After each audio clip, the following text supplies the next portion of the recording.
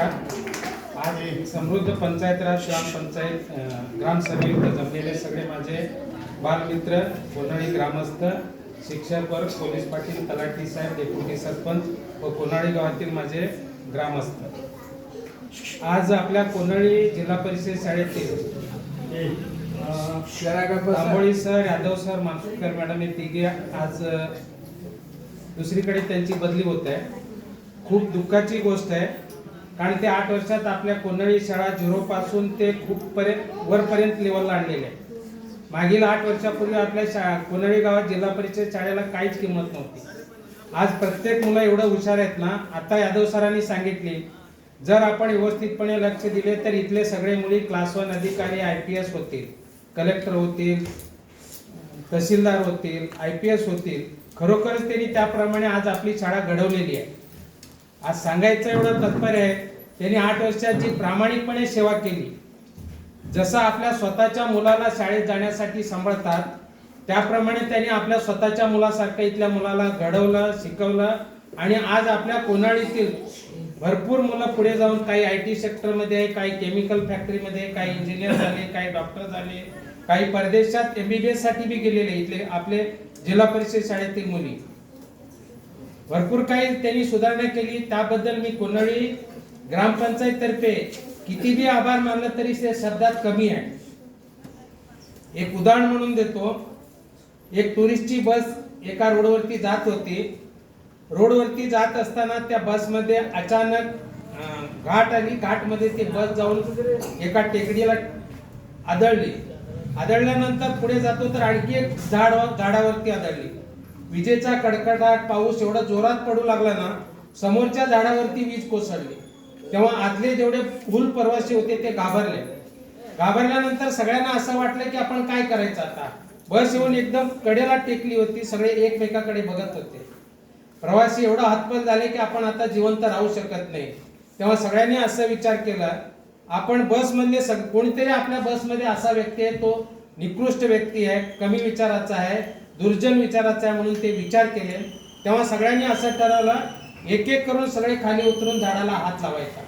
जो कोणी या बसमध्ये पापी आहे आणि दुर्जन आहे, त्यांनी जर त्याला हात लावला की तो तिथल्या तिथेच मरेल। तेव्हा सगळ्यांनी पाळीपाळीने खाली उतरत होते, 1 2 3 4 असं उतरत खाली जात होते, झाडाला हात लावत होते। असं अख्खा बस खाली उतरून झाडाला हात लावले आणि पुन्हा येऊन बसले। एक वृद्ध त्या बसमध्ये बसला होता। सगळ्यांचं लक्ष त्या बसमध्ये त्या वृद्धाकडे गेले। तो म्हातारा माणूस बसला होता। सगळ्यांनी असं वाटलं, अरे उठ, तूच पापी आहे, तूच कनिष्ठ आहे, तू जा आणि बस झाडाला हात लावून ये। तेव्हा सगळ्यांनी असं वाटलं की हाच कनिष्ठ माणूस आहे, हाच दोषी आहे। तेव्हा वृद्ध खाली उतरला, भीत जाऊन जेव्हा त्या झाडाला हात लावला तेव्हा वीज त्या बसवरती पडली। ते बसमधले सगळे प्रवासी मृत्यू झाले।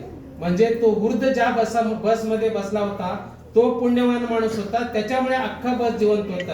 सांगायचं तात्पर्य एवढंच आहे, सर तुम्ही त्या बसमध्ये बसलेल्या वृद्धासारखे आज आमच्या गावात येऊन तुम्ही प्रामाणिकपणे मुलांना शिकवलं, त्याबद्दल पुनश्च एकदा तुम्हाला धन्यवाद देतो। आपण आपल्या जीवनात वावरत असताना कोण आपल्याकडे टीका करते, कोण काय बोलते याच्याकडे लक्ष देऊ नका।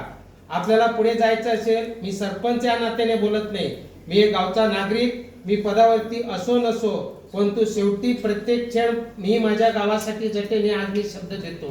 कारण आपण वावरत असताना, आपण शिकत असताना आपल्या आजूबाजूचे लोक सुद्धा आपल्यावरती टीका करतात। हे होलबुडो आक्यान करीतळ, होलबुडो आम्यान करीतन, असं कुणाकडे लक्ष देऊ नका। एक एक्झाम्पल म्हणून सांगतो, हे कितीची नोट आहे?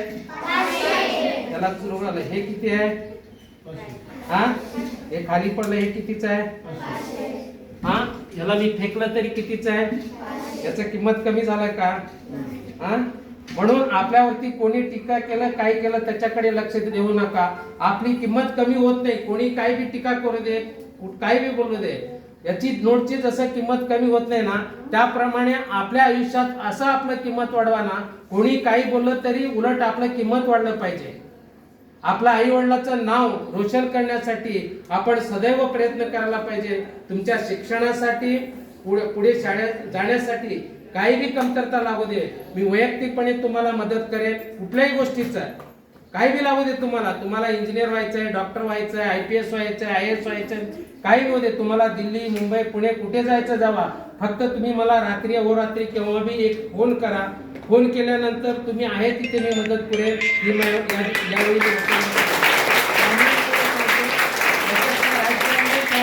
तुम्ही माझ्या मुलीसारखे, प्रत्येक गावातली मुली माझी मुलगी आहे, मुलगा माझा मुलगा आहे, म्हणून प्रत्येक गावातला प्रत्येक घराघराला डॉक्टर झाला पाहिजे, इंजिनियर झाला पाहिजे. प्रत्येकाने आपला गाव मोठ्या रोशनी असं गावामध्ये आणि जिल्ह्यामध्ये वाटलं पाहिजे की कोन्नळी गावातला प्रत्येक घराघरातला मुलगा डॉक्टर, इंजिनियर आहे, असं गाव घडवलं पाहिजे. सगळ्यांनी म्हणून जर विचार केला तर हे शक्य आहे. एक एक्झाम्पल सांगतो. ज्याच्याकडे नोटा मोजण्यासाठी मशीन होती कोरोना काळात, ज्याच्याकडे नोटा जे मोजतात ना ते नोटा मोजण्यासाठी मशीन होती, परंतु जेव्हा त्या माणसाची मरण झालं, मयत झाली, तेव्हा त्या माणसाच्या चितेला आग लावण्यासाठी त्याचे मुलं सुद्धा येऊ शकले नाही. तिथले गावातले लोक शेवटी अंत्यविधी केले. सांगायचं तात्पर्य एवढंच आहे, गर्वाने वागणारा रावण त्याचा लंका सुद्धा जळाली आणि तत्वाने वागणारा राम तो आज भी अजरामर आहे. मला एवढंच सांगायचं आहे. यातून आपण एवढंच शिकतो, आपल्या गावात कोणी गरीब राहू नये आणि कोणाची काय अडचणी असू दे, कोणाचं काय दुःख असू दे, सगळ्यांच्या दुःखात आणि कोणाला दुःख येऊ देऊ नये असे अल्लामा मला याच्याने प्रार्थना करतो. कोणाच्या दुःखात आपण धावून जाऊ आणि कोणाला दुःख बी येऊ नये असे मी प्रार्थना करतो. आणि देवानी मला उपाशी राहू देऊ नको देवा, आणि माझ्या घरी जे आलेत त्यांना कोणाला उपाशी पाठवू नये अशी मी ईश्वरचरणी प्रार्थना करतो. मी माझे दोन